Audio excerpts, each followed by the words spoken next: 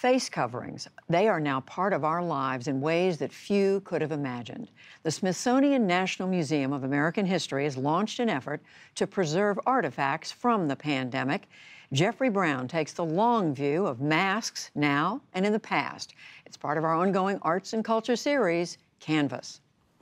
They're a means of protection, a way to express yourself or remember others, something to debate and fight over. Masks, small coverings that uncover much about the times and the people living through them. Medical historian Alexandra Lord. The masks will give us an insight into what it felt like to wear a mask, to design a mask, to choose a mask.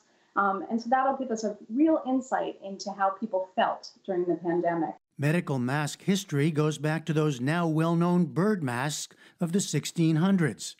Their beaks were filled with herbs to cleanse what was thought to be contaminated air and help doctors endure the smell of decay and death during bubonic plague. The use of the medical mask as we know them came much later. So they really come into their own in the late 19th century when you have that advent and emergence of that idea of germ theory. That takes a long time to catch on. It's several decades before Americans overwhelmingly embrace that idea. The first, and it turns out last, mass wearing of masks by Americans until now was in the so-called Spanish flu pandemic of 1918. Dr. Jeremy Brown is author of Influenza.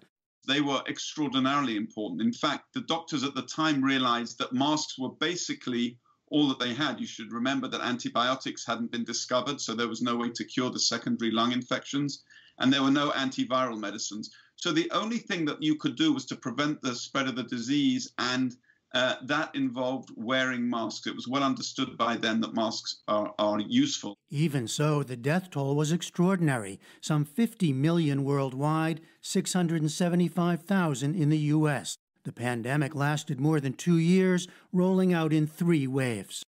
For the most part, historians say, Americans accepted masks. Everybody was using masks. There are many wonderful historic pictures of a batter wearing a mask at a baseball game, of people wearing masks in the street. People getting on trams were wearing masks. Police officers were lined up wearing masks. One of my favorite images is of a postman wearing a mask while he's delivering the mail. And what's interesting about that is you think that that's not someone who's necessarily coming in direct contact with individuals. He's just putting mail in a slot. But his desire to protect himself is still very, very strong in case he does have an encounter on the streets. But masks then and now also became a battleground. Today we see protests and other acts of resistance. This is insane! This is insane! And fights erupting. That man harassed me for not wearing a mask! Back then, 3 shot in struggle with mask slacker. Access to buildings and services denied, arrests made.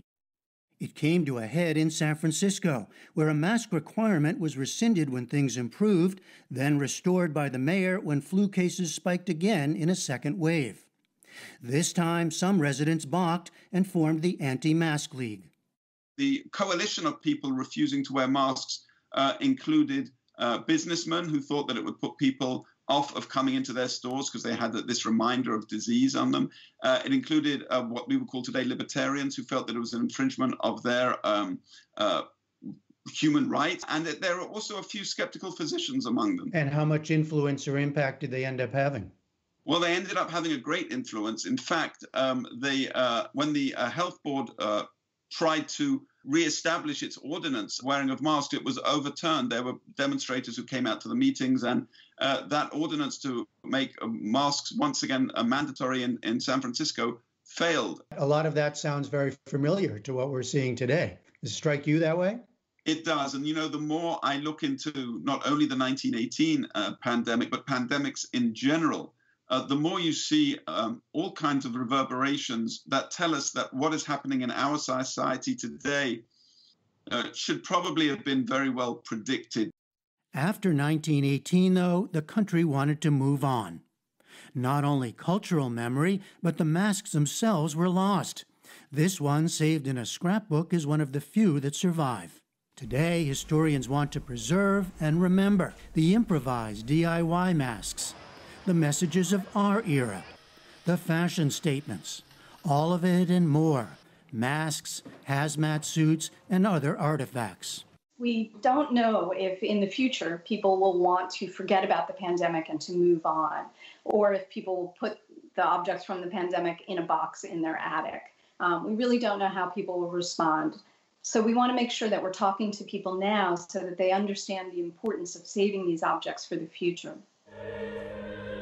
One day, that is, when this is over, future generations may look back to understand the meaning of a mask. For the PBS NewsHour, I'm Jeffrey Brown.